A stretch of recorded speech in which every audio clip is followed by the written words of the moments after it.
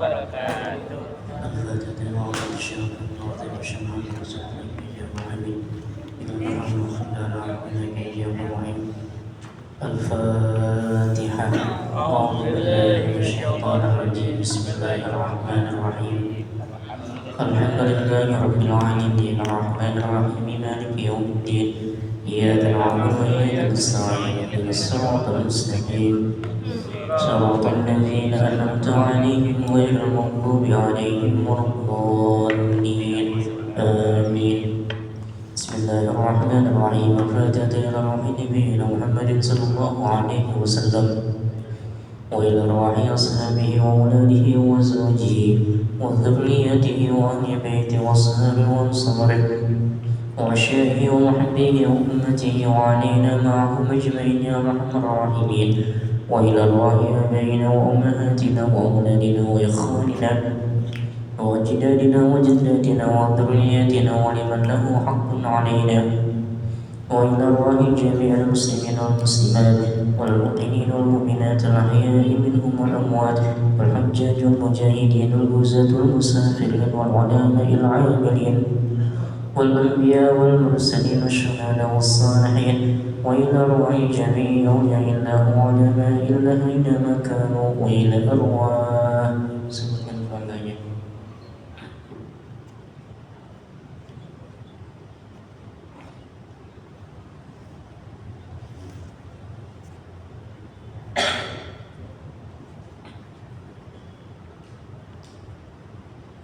وإلى جميع الحضور من أهلنا وإلى مؤلف هذا الكتاب فتح المعين العلامة الشيخ جلال بن عبد العزيز الباري وإلى خطوة النبي صلى الله عليه وسلم. الفاتحة. أعوذ بالله من الشيطان الرجيم. بسم الله الرحمن الرحيم. الحمد لله رب العالمين الرحمن الرحيم مالك يوم الدين إياك نعبد وإياك نستعين اهدنا الصراط المستقيم صراط الذين أنعمت عليهم غير المغضوب عليهم ولا الضالين آمين. يا رسول الله سلام عليك يا رفيع الشان والدرجات.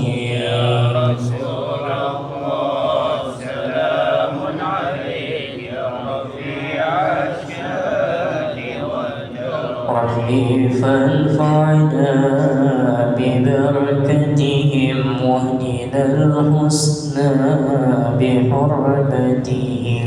يا رسول الله سلام عليك يا رفيع الشان وأمتنا في طريقتهم ومعافاتهم من الفتن. يا رسول الله سلام عليك يا رفيع الشان ربي فانفعنا ببركتهم وارزقنا العلم بحرمتهم. يا رسول الله سلام عليك يا رفيع الشان واستقمنا في طريقتهم وسلامتهم من المحن. يا رسول الله سلام عليك يا رفيع الشان يا ربي بالمصطفى بلغ مقاصدنا واغفر لنا ما مضى يا واسع الكرم. يا ربي بالمصطفى بلغ مقاصدنا واغفر لنا ما مضى يا واسع الكرم. محمد سيد الكونين والثقلين والفريقين من عرب ومن عجم. يا رب بالمصطفى بلغ مقاصدنا واغفر لنا ما مضى يا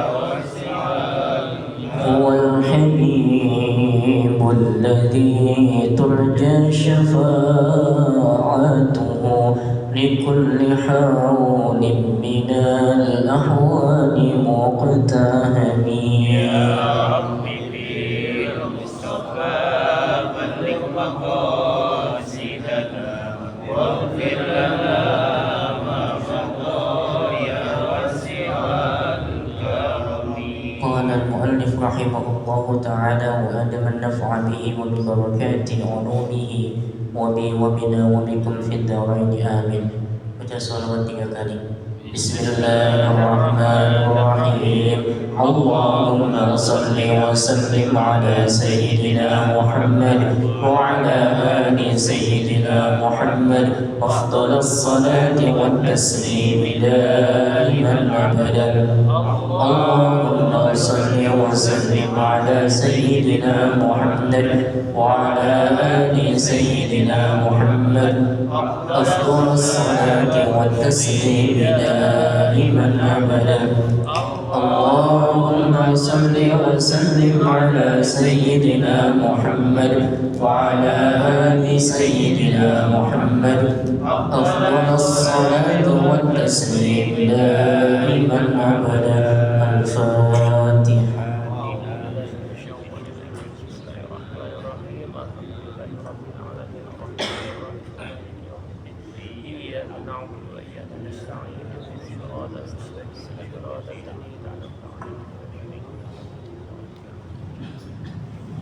Iftahul Qur'anakum Surat Ali Imran ayat 62. Surah Ali Imran ayat 62.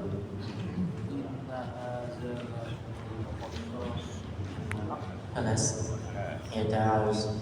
أعوذ بالله من الشيطان الرجيم. بسم الله الرحمن الرحيم. إن هذا هو القصص الحق وما من إله إلا الله وإن الله لهو العزيز الحكيم. فإن تولوا فإن الله عليم بالمفسدين. قل يا أهل الكتاب تعالوا إلى كلمة سواء بيننا وبينكم ألا نعبد إلا الله ولا نشرك به شيئا ولا يتخذ بعضنا بعضا أربابا من دون الله. وإن تولوا فقولوا اشهدوا بأننا مسلمون.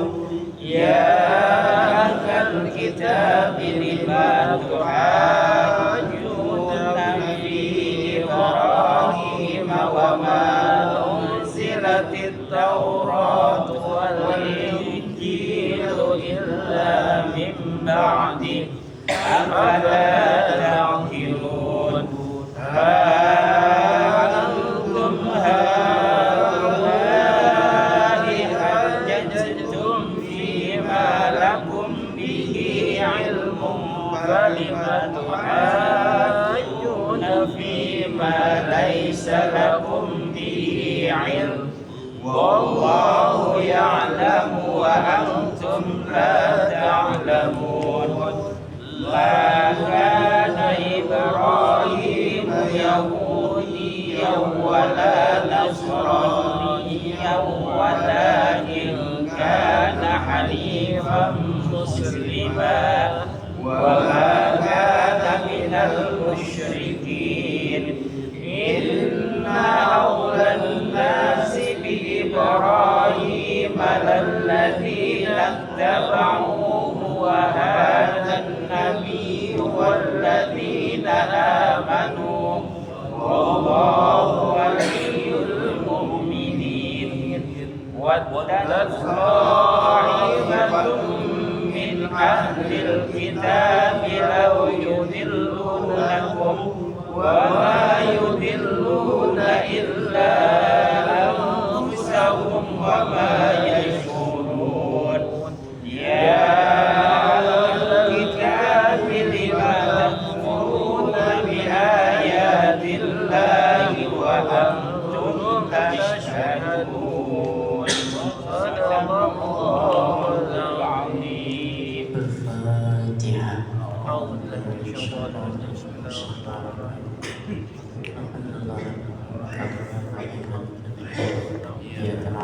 iyyaka nasta'in ihdinas siratal mustaqim siratal ladzina an'amta 'alaihim ghairil maghdubi 'alaihim waladdallin.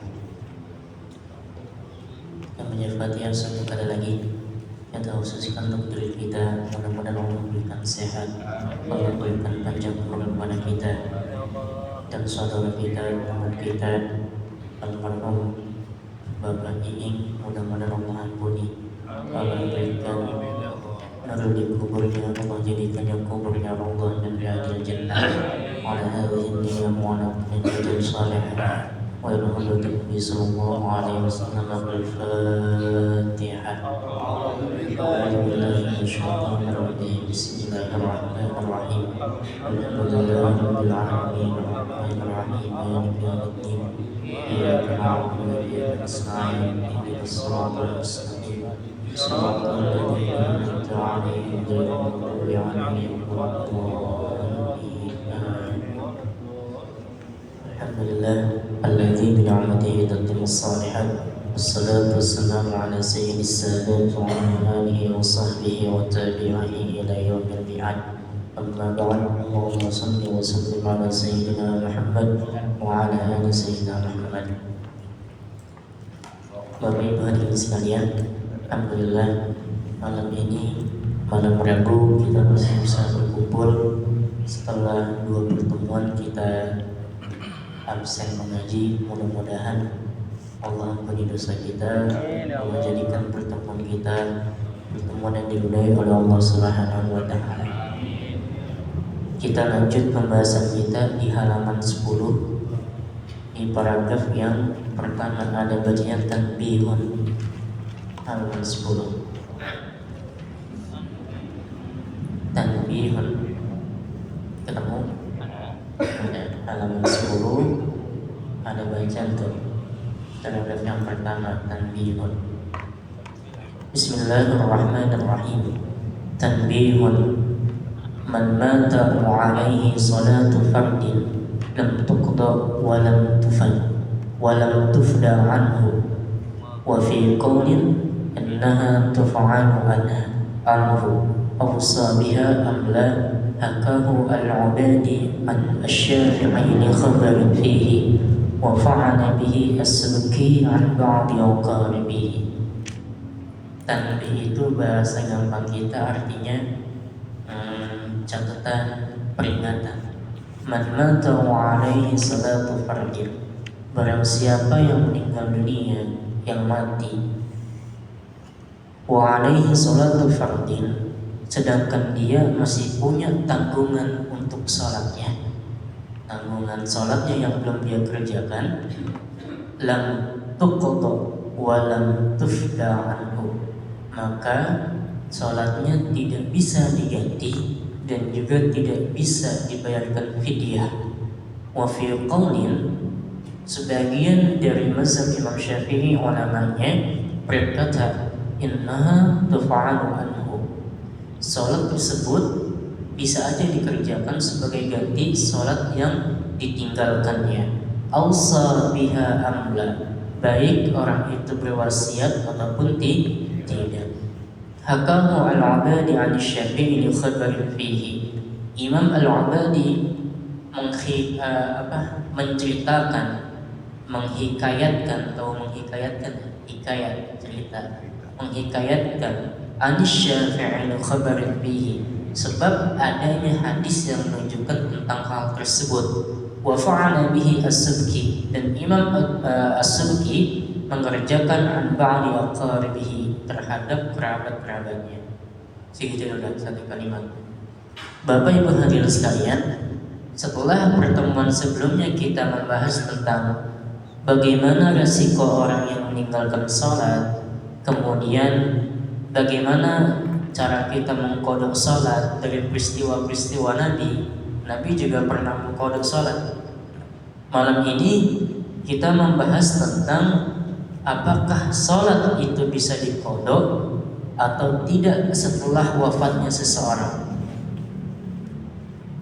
Perlu kita ketahui, dalam Fathul Mu'in ini yang tadi kita baca ada 2. Yang pertama, pendapatnya tidak bisa diqada ataupun dibayar fidyah. Yang kedua, sebagian dari mazhab Imam Asy-Syafi'i ulamanya mengatakan bisa, dan itu yang dilakukan juga oleh ulama-ulama Asy-Syafi'i. Tapi kalau kita baca dalam literatur fikih Asy-Syafi'i yang lainnya, maka sebetulnya ada tiga hal yang berkaitan qada untuk mayit. Yang pertama, nomor 1, siapa saja orang yang meninggal dunia itu tidak perlu diqada ataupun dibayarkan fidyahnya. Itu yang pertama tadi itu. Lam tuqda wa lam tufda anhu. Qaul mu'tamad dari mazhab Asy-Syafi'i mengatakan bahwa salat tidak bisa diqada dan juga tidak bisa dibayarkan fidyah.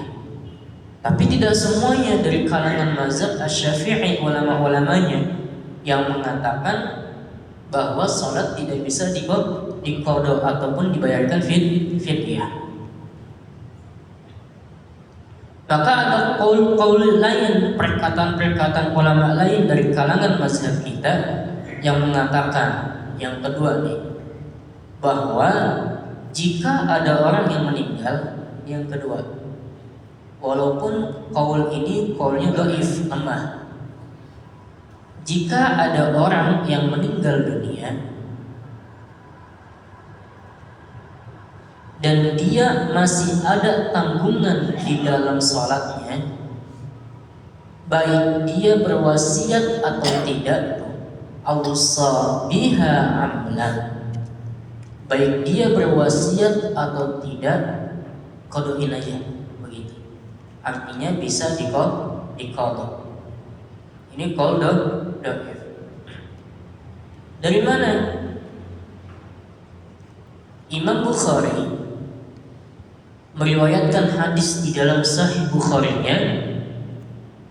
Imam Muslim meriwayatkan hadis di dalam Sahih Muslim-nya. Dalam kitab-kitab beliau, man mata, kata Nabi begitu, man mata wa alaihi siyamun sama anhu waliyyu. Barang siapa yang mati kemudian masih ada tanggungan puasanya, maka walinya, maksudnya keturunannya, ahli warisnya, itu boleh kemudian mengqada puasanya orang yang sudah meninggal dunia. Artinya apa? Kalau kita punya keluarga, bapak atau ibu misalkan meninggal, maka kita boleh diqadain. Qiyas mereka dalilnya. Qiyas. Kalau puasa aja boleh, puasa Ramadan kan wajib, sholat berarti juga boleh. Walaupun ini qaulnya dhaif, boleh. Jadi ada tiga pendapat dalam mazhab kita. Ada lagi dalam Sahih Muslim, ada seorang perempuan datang kepada Nabi SAW. Kemudian perempuan itu bertanya, "Ya Rasulullah, wahai Rasulullah, inna ummi matat." Sungguh ibuku sudah mati. Wa alaihi siyam nazr. Dan dia punya nazar untuk berpuasa. Afa aqdiha? Apakah aku bisa kemudian bahasa kita mengqadanya yang daripada nazar ibunya? Maka kata Nabi, "Sami'an 'amik." Qadain aja berpuasa buat ibumu. Gitu. Dari mana kiasnya?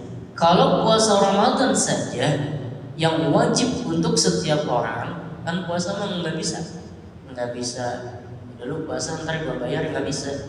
Puasa itu masing sama kayak sholat.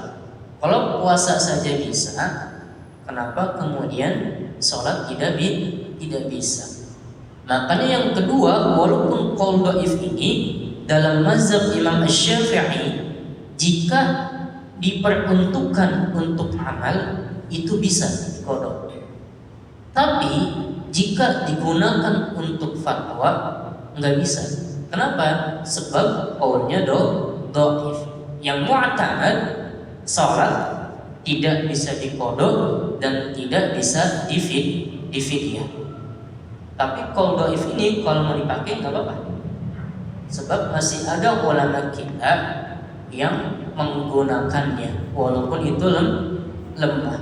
Tapi untuk amal boleh dikerjakan. Sedangkan untuk fatwa, karena fatwa itu sifatnya menyeluruh, maka tidak bisa. Yang ketiga, mana lagi? Akahu al-Ubadi 'an Asy-Syafi'i khabarin fihi. Imam Al-Ubadi, beliau ini salah satu tokoh besar di dalam mazhab kita, mazhab Imam Asy-Syafi'i. Dalam Majmu', Imam Nawawi menuliskan, Fathul Mu'in juga di dalam kitab ini itu ada pembacanya, Akahu al-Ubadi an Asy-Syafi'i li khabarin fihi. Ada nggak baris kedua? Akahu al-Ubadi an Asy-Syafi'i li khabarin fihi. Dalam majmu'anya Imam Nawawi menuliskan, Fathul Mu'in juga mengutip dari apa kata gurunya Imam Ibnu Hajar Al-Haytami dalam Tuhfatul Muhtajnya. Kata beliau, kata Imam Al-Ubadi, orang yang udah meninggal dunia itu bisa dikodoin salatnya yang ditinggalkan. Wa fa'ala bihi As-Subki, dan juga Imam Subki. Imam Subki ini ulama besar juga di dalam mazhab Imam Asy-Syafi'i. Itu beliau al-ba'dil aqarbi, punya keluarganya itu sakit hampir seminggu. Keluarganya sakit sampai seminggu. Habis sakit kemudian meninggal. Maka kemudian dikodoin tuh salat keluarganya sama Imam Subki. Dalam Majmu', kitab Majmu' Imam Nawawi wafat. Enggak selesai beliau mensyarahi Muhazzab. Kemudian diteruskan sama Imam Subki ini, salah satu ulama besar juga. Enggak selesai juga beliau. Enggak selesai, kemudian wafat beliau Imam Subki. Pada akhirnya syarah itu diselesaikan sama salah satu rektor dari Al-Azhar. Itu beliau untuk mensyarahi ini membutuhkan setidaknya 1000 referensi lebih. 1000 referensi lah, kitab semua tuh, hurufnya gundul, kotak.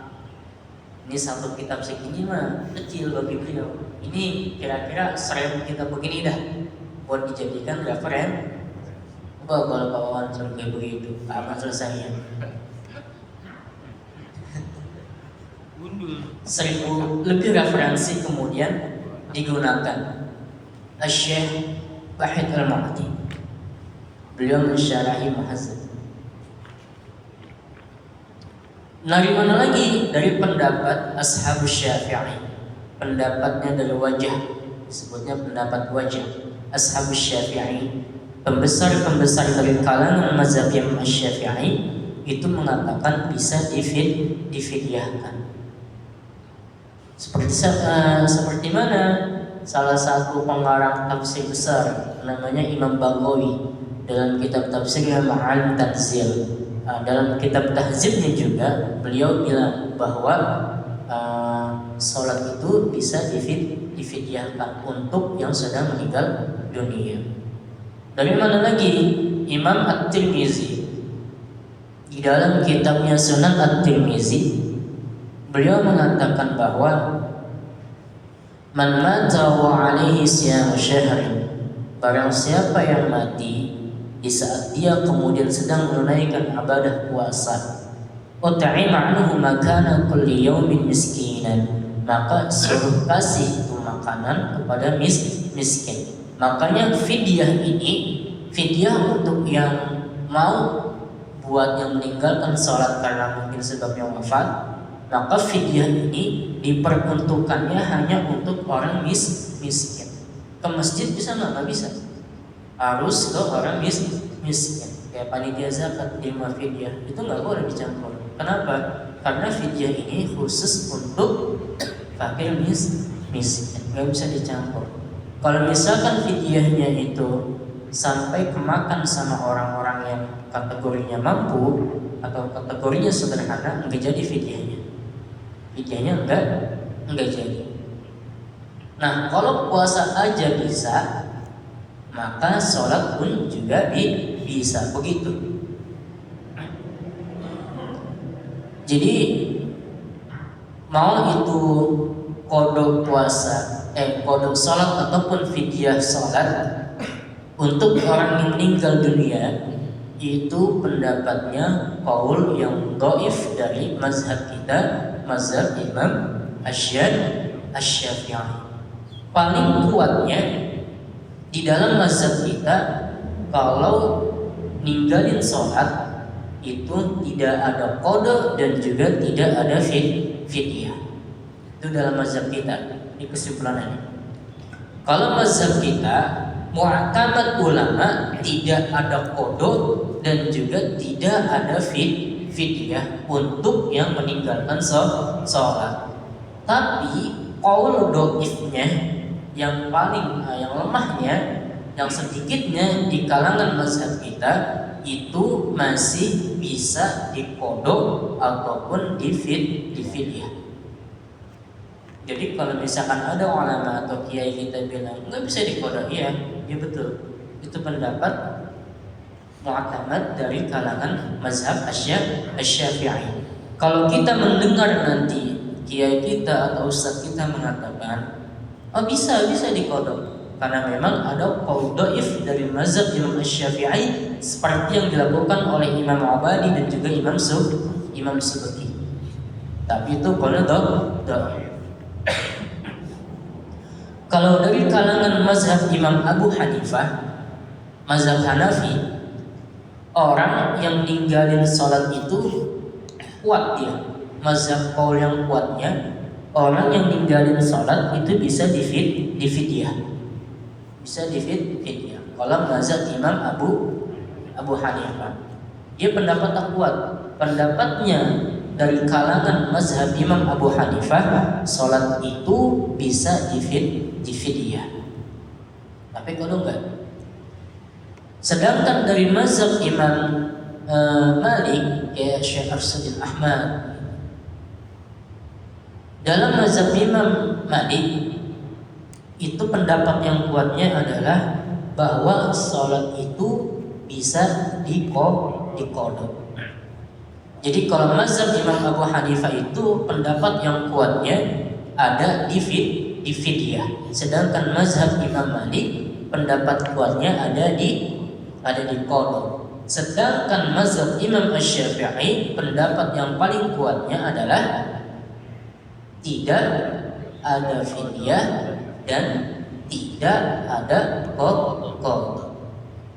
Kalau kita mau ngikutin mazhab Imam Abu Hanifah, kan beliau makan pendapatnya kuat bahwa sholat itu bisa difidyah. Kalau kita mau taklid, mau ngikutin mazhab Imam Abu Hanifah, itu sholatnya ditambah antum, sebab beliau itu witirnya wajib. 5 sholat fardu kan subuh, zuhur, asar, maghrib, isya, ditambah 1 witir jadi 6. Fardunya 5, satunya wajib. Artinya kalau kita mau bayar fidyah, witir juga masuk, karena sehari hitungannya 6 kali sholatnya. Witirnya dalam mazhab Imam Abu Hanifah itu wajib. Coba kalau kita digituin, bisa aja nanggung witirnya. Kalau mazhab Imam Abu Hanifah tambah 1 jadi 6. 1 mud. Kalau 1 mud itu 5/6 liter lah. Katakan kalau bahasa gampang kita 1 kilo kurang dah, kena pindah 1 kilo. Nah 1 kilo itu kemudian kita bayarin fidyah buat ninggalin sholat. Kalau kita mau taklid kepada mazhab Imam Abu Hanifah, sama kayak kita mau beras kan, beras misalkan kita 3,5 liter kan, kemudian kita mau bayar pakai duit, itu hitungannya bukan 3,5 liter, bukan, tapi dikali. Kalau mazhab Imam Abu Hanifah itu hitungannya 5 liter beras, tinggal kali dah 5 liter kali beras harganya misalkan 10.000, 5 dikali 10 berarti itu kalau kita mau bayar zakat pakai uang begitu. Sebab Imam Abu Hanifah yang membolehkan, yang berpendapat bahwa boleh bayar zakat fitrah pakai uang. Kalau Imam Syafi'i tidak sama sekali. Makanya kalau kita bayar zakat, kalau ikut hitungan yang 3,5 liter kurang, belum bayar zakat kita. Hitungannya harus pakai literan mazhab Imam Abu Hanifah. Kalau beliau 5 liter. Kalau misalkan kita makan berasnya yang sehari 20.000 misalkan, berasnya beras premium gitu, 20 dikali 5 berapa? 100.000 berarti itu. Makanya nggak bisa dipukul rata di sekolahan. Di sekolahan baik 30.000 nggak bisa. Kalau itu bocah makannya 15.000, di sekolah dipatokin cuma 30.000, kurang bayar zakatnya. Makanya di sekolah itu hitungannya sedekah haji, tapi tetap kemudian zakatnya dibayarkan oleh ayahnya sebagai kepala keluarganya, begitu. Imam Ibnu Hajar Al-Haytami, guru dari pengarang Fathul Mu'in, dalam Ad-Durarul Hisan tentang manaqib Imam Abu Hanifah, Imam Nu'man, kata beliau, ini adalah perbedaan daripada pendapat ulama. Makanya perbedaan dari pendapat ulama itu adalah rahmat untuk kita semuanya. Makanya ketika kita ngomong qada buat misalkan bapak kita, udah gimana niatnya? Usolli fardhu isya, misalkan isya, usolli fardhu isya'i an abi, misalkan buat bapakku, arba'a raka'atin mustaqbilal qiblati qada'an lillahi ta'ala. Kalau nggak bisa pakai Indonesia, saya niat sholat isya 4 rakaat, ini buat bapak saya, ini gantian untuk Allah Ta'ala, begitu. Ustaz, boro buat bapak, saya juga sama, banyak ninggalin sholat, begitu. Ya udah, kita juga sama. Sebab kenapa? Mengqadha sholat itu lebih utama dibandingkan kita sholat sunnah. Bahkan dikatakan ini haram kita kalau kita melaksanakan sunnah, tapi kewajiban-kewajiban kita belum ditunaikan, maka dahulukan qadha dibandingkan sunnah. Kalau kita punya waktu luang, qadha aja. Paling gampang begitu. Habis sholat zuhur naik lagi 4 rakaat buat qadha. Habis asar naik lagi qadha. Habis maghrib naik lagi 3 buat qadha. Nah, makanya di dalam memahami aqwal ulama, perkataan-perkataan ulama yang tadi saya sampaikan, maka kalau saya ditanya yang bagus bagaimana? Yang bagus itu disilang begitu sistemnya. Jadi kalau ada orang yang datang ke kita, Ustaz atau Pak, ini bapak saya meninggal, kita lihat dulu orangnya. Yang datang ini orang yang kaya apa orang yang miskin? Kalau yang datang orang kaya, suruh qadha, jangan suruh bayar fidyah. Kenapa? Gampang buat dia. 1 liter berapa sih banding 1 kilo beras? Nah dia mau duitnya banyak kan? Gampang. Coba suruh qadhain, berat dia. Kalau yang datang yang orang miskin, suruh bayar fidyah, karena dia pasti kurang mampu untuk membeli beras. Jadi ada hukumannya begitu. Ada hukuman.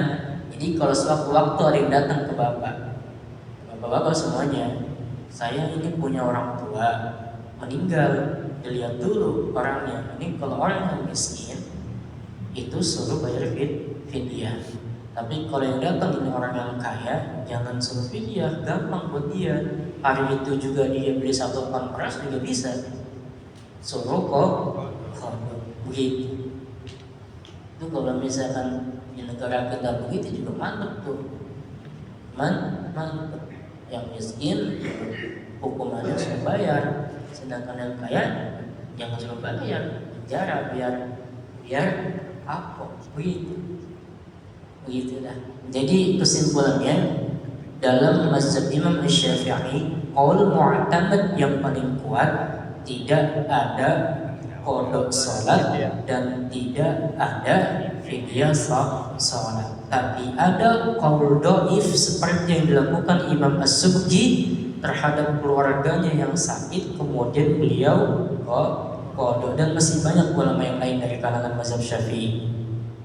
Pendapat yang kedua dari kalangan mazhab Imam Abu Hanifah, qaul yang kuat, pendapat yang kuat bahwa beliau itu membolehkan untuk bayar fidyahin aja. Kalau dari kalangan mazhab Imam Malik, maka beliau mengatakan kalau ada yang ninggalin sholat, qodoin aja, nggak apa-apa. Jadi bapak-bapak, ibu-ibu semuanya, kalau misalkan kemarin kita membahas tentang orang yang meninggalkan sholat luar biasa ancamannya, kemudian pertemuan selanjutnya dibahas tentang bagaimana cara kita mengqada sholat. Pertemuan yang sekarang bagaimana kita mengqada untuk mayit, mengqada sholat untuk orang yang sudah meninggal dunia. Begitulah. Segitu dulu, mudah-mudahan bisa dipahami. Saya mau ke pertanyaan. Ada yang mau tanya? Kalau orang tua kita dari balik sampai dia wafat belum pernah melaksanakan sholat, kalau kita dapat Gimana? Orang tua kita dari balik dia sampai dia wafat, belum pernah melaksanakan sholat, bagaimana? Katakan kita balik itu normal usia 15 tahun.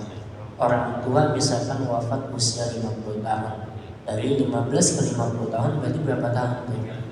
35. Cara yang paling gampang, jangan pernah kita tinggalin setelah sholat fardu, kita langsung sholat naik lagi buat qada, sholat qada. Buat orang tua tadi niatnya usolli fardhu zuhri an abi, misalkan buat bapakku arba'a raka'atin mustaqbilal qiblati qada'an lillahi ta'ala. Kalau nggak bisa pakai Indonesia aja. Saya niat sholat fardu. Buat ibu sama. Jadi habis sholat fardu 4 rakaat naik lagi sholat qada buat bapak, begitu. Atau sholat qada buat ibu. Sampai kapan? Sampai tuntas, kali-kali aja. Jadi itu. Cara yang paling gampang supaya nggak lupa adalah habis sholat fardu kita buat pribadi kita naik lagi buat orang tua. Kita kira-kira aja, misalkan waktu beliau sakit nih, kira-kira berapa tahun nih? Misalkan sakitnya 5 tahun. Berarti 5 tahun itu kan nggak sholat tuh. Yang kita kodoin aja udah. Habis turun, selesai, zuhur, naik lagi, sholat zuhur lagi. Ada lagi? Gitu ya? Alhamdulillah. Ya Pak Anan? Sudah, masalah pertanyaannya, ada lagi. Jadi biar tuntas tentang kodoh ini. Sebab kita harus sayangin orang tua kita. Sebab kan saya bilang kemarin, walaupun kemudian ini orangnya ini udah meninggal dunia, tuntutan untuk menjalankan kewajiban sholat itu tidak gugur. Inna sholata kanat 'alal mu'minina kitaban mawquta. Sebab dalam ayat Allah ini ada dua. Pertama tentang perintah, kedua tentang waktu. Perintah tidak akan habis walaupun waktu itu sudah habis. Perintah terus berjalan sampai dia menunaikan kewajiban yang sudah Allah perintahkan. Sampai puasanya sama itu puasa sama. Kita bodoh gitu. Ada buat mereka. Niatnya buat orang tua gitu. Iya, niatnya buat orang tua. Mau bapak, mau ibu. Di bulan Ramadan. Di bulan Ramadan, di luar bulan Ramadan juga bisa. Coba supaya nggak berat. Ada lagi? Nunggu saya masih di sini. Ya. Di bulan Ramadan kita itu patut gimana ya? Kalau di Ramadan buat kita sendiri, kalau misalkan Ramadan bisa dibarengin ya enak. Jadi satu kali puasa bisa buat berapa orang, sedangkan puasa buat diri sendiri. Kapan kodonya? Sama kayak kode orang ini, orang perempuan kalau haid begitu. Kayak perempuan lagi haid, kodonya kapan? Setelah selesai Ramadan, sama begitu.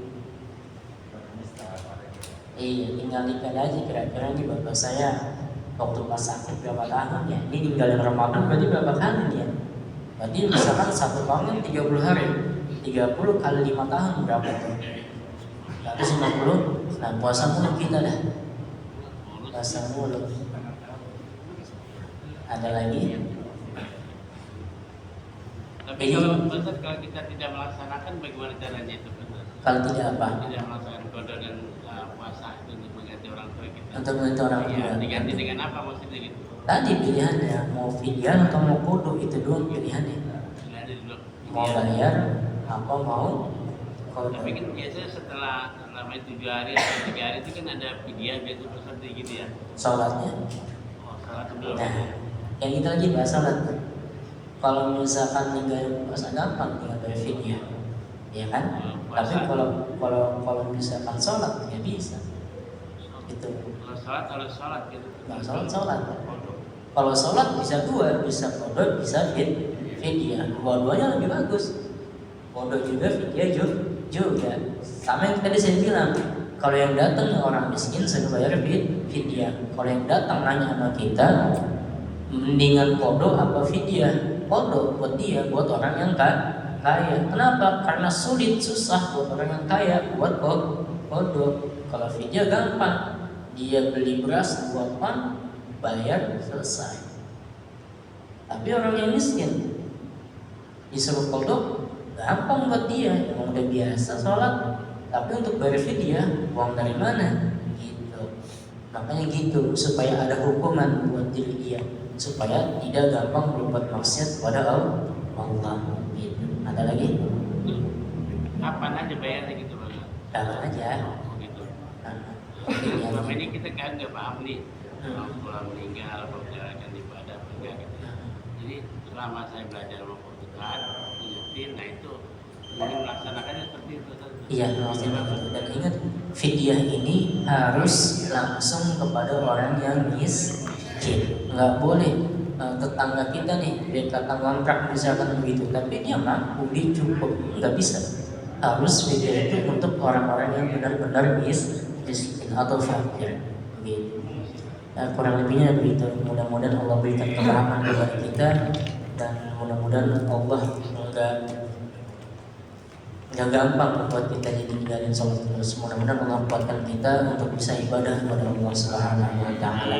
Kita tutup dengan hamdalah dan doa kafaratul majlis. Alhamdulillahirabbil alamin. Subhanakallahumma wa bihamdika asyhadu an la ilaha illa anta astaghfiruka wa atubu ilaik. Wallahul muwaffiq ila aqwamit thoriq. Wassalamu alaikum warahmatullahi wabarakatuh.